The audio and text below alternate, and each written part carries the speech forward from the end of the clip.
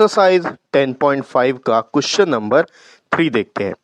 Third question में दिया हुआ है in figure 10.37 angle P Q R is equals to 100 degree where P Q and R points on a circle with centre O. Find angle O P R. देखो यहाँ आपको diagram दिख रहा होगा, इस डायग्राम का नंबर है फिगर 10.37। अब यहाँ पर जो सर्कल है, इस सर्कल में आप देखो तीन आपको पॉइंट दिखेंगे पी क्यू और आर। ठीक है, ये एक आर्क हो गया, समझ लो पी क्यू आर एक आर्क हो गया। और यहाँ पर आपको जो पी क्यू आर में जो एंगल क्यू है उसका मेजरमेंट आपको दे दिया है 100 डिग्री का। आपको फाइंड आउट करना है कि एंगल ओ पी आर का मेजरमेंट कितना होगा। ठीक है, कैसे सॉल्व करेंगे, चलिए व्हाइट बोर्ड में देखते हैं। देखो ये जो सर्कल है, इस सर्कल में पी क्यू आर ये एक आपको आर्क दिख रहा होगा। इस आर्क में जो एंगल क्यू है, ठीक है, यहाँ एंगल सबटेंड हो रहा है एंगल क्यू, इसका मेजरमेंट 100 डिग्री है। लेकिन अब देखो ये जो पी क्यू आर है, यहाँ पर इसको आप माइनर आर्क बोलोगे और इसको मेजर आर्क क्यों बोलोगे, क्योंकि यहाँ पर देखो ये लाइन स्ट्रेट नहीं आ रहा है। अगर ये स्ट्रेट आ जाता तो ये सेमी सर्कल हो जाता, और अगर ये लाइन इधर आ जाता तो ये माइनर आर्क कहलाता और ये मेजर आर्क। जो आर्क बड़ा है वो मेजर आर्क, जो आर्क छोटा है वो माइनर आर्क। तो ये वाला आर्क मेजर आर्क है और ये वाला आर्क जो है वो माइनर आर्क है। तो हम लोग का जो थ्योरम है 10.8 जिसको हम लोग यूज करते हैं, उसके अकॉर्डिंग क्या होता है कि एक आर्क का जो एंगल सबटेंड होता है सेंटर पे, यहाँ सेंटर पे जो एंगल सबटेंड होगा, देखो ये आर्क है, अब इसका एंगल यहाँ पर सबटेंड होगा। ठीक है, तो मेजर आर्क में कहीं पर अगर कोई पॉइंट है, वहां पर भी अगर इसी आर्क से एंगल सबटेंड हो जाए तो वो एंगल इसका डबल, इसका हाफ होता है। मतलब सपोज यहाँ पर पॉइंट है, यहाँ पर एंगल है, तो यहाँ पर से ये जो एंगल है इसका डबल होगा, सेंटर वाला एंगल इसका डबल होगा। ठीक है, तो वो तो हम लोग बाद में यूज करेंगे। पहले अपन देखते हैं कि अपन को फाइंड आउट क्या करना है। अपन को ये वाला एंगल ये वाला एंगल फाइंड आउट करना है। ठीक है, इस एंगल का मेजरमेंट कितना है अपन को फाइंड आउट करना है। इसको फाइंड आउट करने के लिए इसका फाइंड आउट करना जरूरी है। तो इसको हम लोग कैसे फाइंड आउट करेंगे, देखो सबसे पहले एक छोटा सा कंस्ट्रक्शन करते हैं। यहां पर कोई एक पॉइंट ले लेते हैं, सपोज ये पॉइंट है पी क्यू आर, ये एस है। ठीक है, अब इसको पॉइंट लेने के बाद यहां पर से ऐसे मैं ज्वाइन कर लेता हूं, पी से एस को और आर से एस को। ठीक, कंस्ट्रक्शन पहले मैं लिख लेता हूं। कंस्ट्रक्शन आपने किया है, take a point S on circle and join PS and RS। ठीक है, तो ये अपना कंस्ट्रक्शन हो गया। S पॉइंट हमने लिया, P से S को ज्वाइन कर दिया और R से भी S को ज्वाइन कर दिया। ज्वाइन करने के बाद अब आप अगर यहां पर देखोगे तो इस सर्कल में आपको 4 पॉइंट नजर आएंगे, PSRQ या PQRS, कुछ भी बोल सकते हो। ये चारों पॉइंट इसी सर्कल में, और चारों जो पॉइंट है वो उनको मैंने ज्वाइन किया हुआ है, इन दोनों पॉइंट को मैंने ज्वाइन किया हुआ है, ये दोनों पहले से ज्वाइन किया हुआ है। तो यहां पर एक क्वाड्रिलेटरल कंस्ट्रक्ट हो रहा है। तो ये जो क्वाड्रिलेटरल है ये साइक्लिक क्वाड्रिलेटरल कहलाएगा, क्योंकि इसके सारे जो वर्टेक्स हैं वो एक सर्कल में आ रहे हैं। अब एक साइक्लिक क्वाड्रिलेटरल का एक थ्योरम है।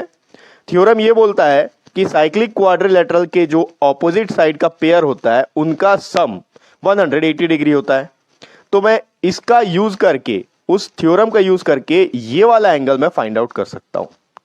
अगर ये वाला एंगल फाइंड आउट हो गया तो एंगल O मिल जाएगा। फिर जब एंगल O मिल जाएगा तो हम लोग एंगल P को फाइंड आउट करेंगे। ठीक है, धीरे धीरे एक एक करके देखते जाते हैं क्या क्या फाइंड आउट करना है। सबसे पहले अपन एंगल S को फाइंड आउट करेंगे थ्योरम 10.11 का यूज करके। पहले मैं लिख लेता हूं, PSRQ is a cyclic quadrilateral, therefore, इसीलिए जो ऑपोजिट एंगल्स है उनका सम 180 डिग्री हो जाएगा। Angle PQR plus angle PSR is equals to 180 degree. आप यहां पर थ्योरम पूरा लिख लोगे, मैं सिर्फ थ्योरम 10.11 लिख रहा हूं। जो थ्योरम है आप देख के वो स्टेटमेंट आप यहां पर लिख लेना। तो इन दोनों का सम 180 डिग्री है। PQR का वैल्यू हमारे पास है 100 डिग्री, ये हो गया 100 plus angle PSR is equals to 180 degree. Angle P S R is equals to, ये 100 यहां प्लस में वहां जाके माइनस हो जाएगा, 180 माइनस 100, तो ये आ गया angle P S R is equals to 80 degree. ठीक, तो अभी कौन सा एंगल का मेजरमेंट मिला, इसका पी एस आर मतलब इसका, ये है 80 डिग्री।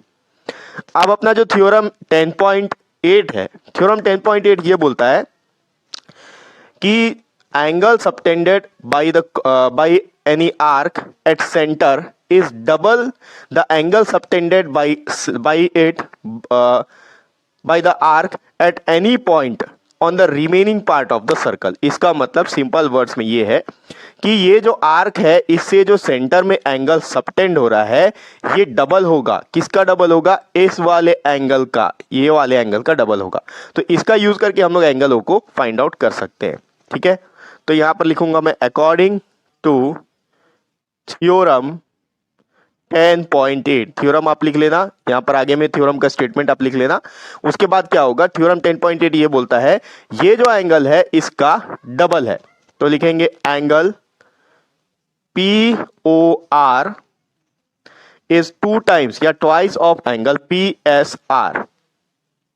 ठीक है, पी एस आर का मेजरमेंट अभी हमने कैलकुलेट किया है, तो यहां पर मिल जाएगा angle P O R is equals to 2 times of, यहां पर 80 डिग्री है, तो ये आ गया 160 डिग्री। इसका मतलब ये जो एंगल ओ है इसका मेजरमेंट है 160 डिग्री।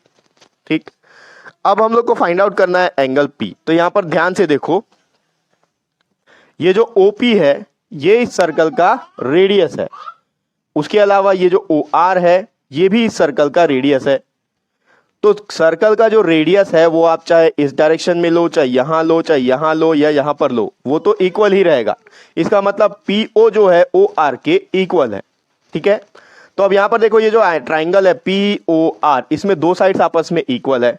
तो इसके एक सर्कल चैप्टर में, इसके ट्राइंगल चैप्टर में आपने एक थ्योरम पढ़ा था जिसके अकॉर्डिंग अगर दो साइड्स, ट्राइंगल के दो साइड्स आपस में इक्वल है तो उनका ऑपोजिट एंगल भी इक्वल होता है।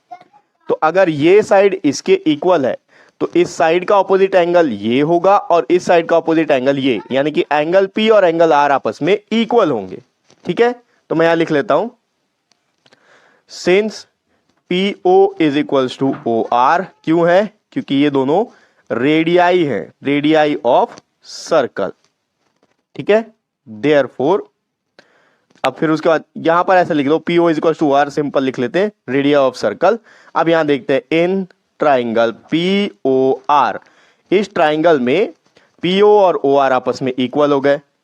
ठीक है, इक्वल होने के कारण अब इसको ऊपर लिख लो। ठीक है, ये यहां पर आ जाएगा तो ज्यादा बेहतर है। In triangle P O R, P O equal to O R, radii of circle, therefore अब इसका ऑपोजिट एंगल पी ओ का ऑपोजिट एंगल हो गया angle R is equal to O R का ऑपोजिट एंगल हो गया एंगल पी।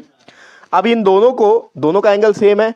ठीक है, दोनों का मेजरमेंट सेम आएगा, तो मैं इसको अज्यूम कर लेता हूं कि ये x है, लेट x, ये भी x है, ये भी x है।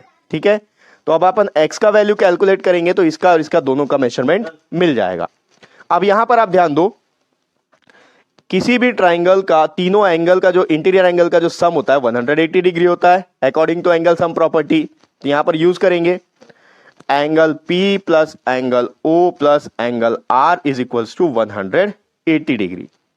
तो यहां पर देखो एंगल P, इसको हमने अज्यूम किया x है, प्लस एंगल O का मेजरमेंट अभी हमने फाइंड आउट किया। अब O का मतलब तो POR ही है। ठीक है, POR है 160 डिग्री, प्लस एंगल R को भी हमने अज्यूम किया x is equals to 180 degree. x plus x हो गया 2x plus 160 degree is equals to 180 degree. 160 को पहले राइट साइड शिफ्ट करते हैं, 2x इज इक्वल्स टू 180, यहां प्लस में वहां जाके माइनस हो गया 160 डिग्री। 2x का वैल्यू आ गया 20 डिग्री, x का वैल्यू आ जाएगा 20 डिवाइडेड बाई 2, 2 1 जा 2, 2 1 जा 2, 2 0 जा 0, x का वैल्यू आ गया 10 डिग्री। अब x क्या है, x R और P दोनों है, यानी कि ये वाला एंगल और ये वाला एंगल, तो इसका मेजरमेंट 10 डिग्री है और इसका मेजरमेंट भी 10 डिग्री है। तो अपन को फाइंड आउट करना था OPR, OPR ये वाला एंगल है जिसका मेजरमेंट आया 10 डिग्री। ठीक है, तो ये हो गया एक्सरसाइज 10.5 का थर्ड क्वेश्चन। और नेक्स्ट वीडियो में अपन इसका अगला क्वेश्चन देखेंगे। नेक्स्ट वीडियो का लिंक आपको इसी वीडियो के डिस्क्रिप्शन बॉक्स में मिल जाएगा।